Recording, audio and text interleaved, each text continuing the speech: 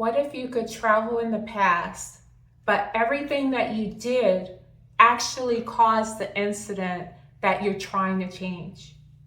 Let's talk about it. I want to talk about 5 films. The first movie is Caddo Lake, and Caddo Lake came out in 2024.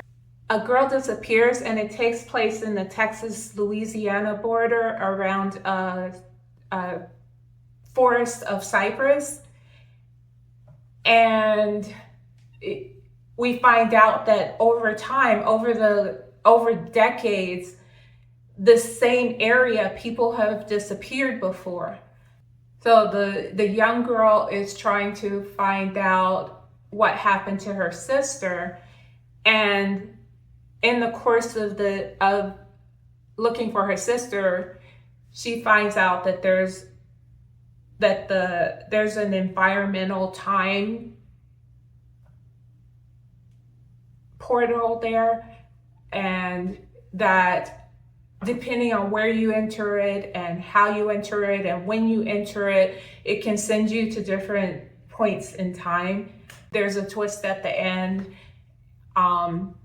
But yeah, this one fits into the causal loop and the fixed time point where whatever happened, happened. The second movie is Synchronicity. This movie is about a scientist who travels back in time to try to prevent a corporate tycoon from stealing his invention, but he learns that every time he goes back in time, he's actually creating events that he lived through the first time. So again, causal loop, closed loop, whatever happened, happened. The next one, number 3, this one is one of my favorite.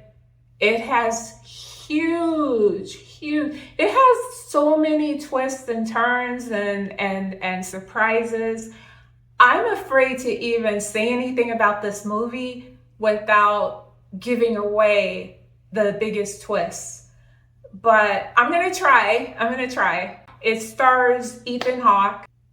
He is the main character, and he's traveling back in time to catch this terrorist.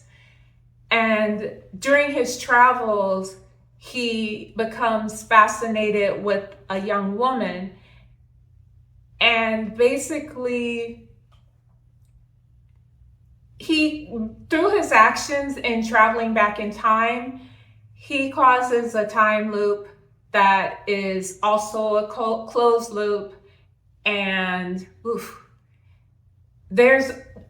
almost all of those paradoxes are in there. There's the causal loop, there's the bootstrap theory, and I think there might be a little bit of the grandfather paradox in there as well. So this movie is a good one. I would highly suggest watching it. I don't want to give away too much. I know usually I do spoilers, but maybe I'll do an actual video on this movie later. But please watch it. Number 4 is a movie called Time Crimes.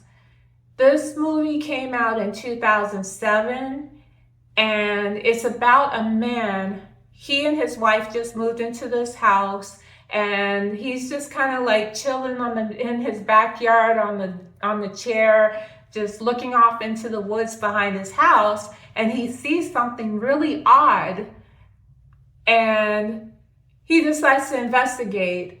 And because of him going into the woods to investigate, it starts a cycle and triggers things that gets them involved in, again, a time loop, a closed loop that actually, because of him going back to change some events that occurred during the first time, he causes more things to happen, and it just kind of snowballs from there.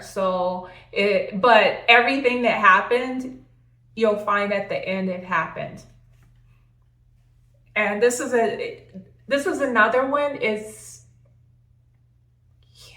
If you like time travel, you've probably already seen this one, because this one is almost classic by now.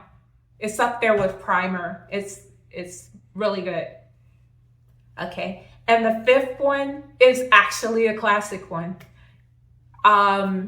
This one, everybody's probably seen this. If you like sci-fi at all, and if you were born and alive during the 90s, then you've probably seen this because it was huge. It was everywhere. It's called 12 Monkeys. There was actually a TV show about it too that with the same title that was pretty good. But 12 Monkeys starred Bruce Willis. It came out in 1995. It also had Brad Pitt in it. He did a really good job. And this movie is about a man. It's set in the future, but he's sent back in time to get information about a virus that wipes out mankind. And in the course of going back in time, he confirms that the virus happens. He confirms all of the events that are set in history in the future.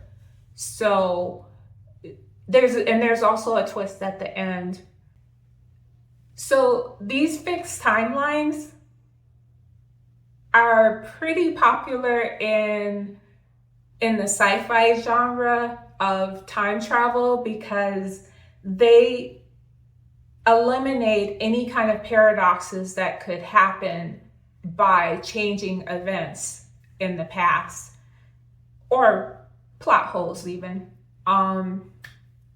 But other movies such as, for instance, Back to the Future, those kinds of movies are not a fixed timeline because he goes back in time and he changes it, and when he comes back, he's in a different, everything's changed. It's all different. Even the people that he knew before he left. So these movies are nothing like that.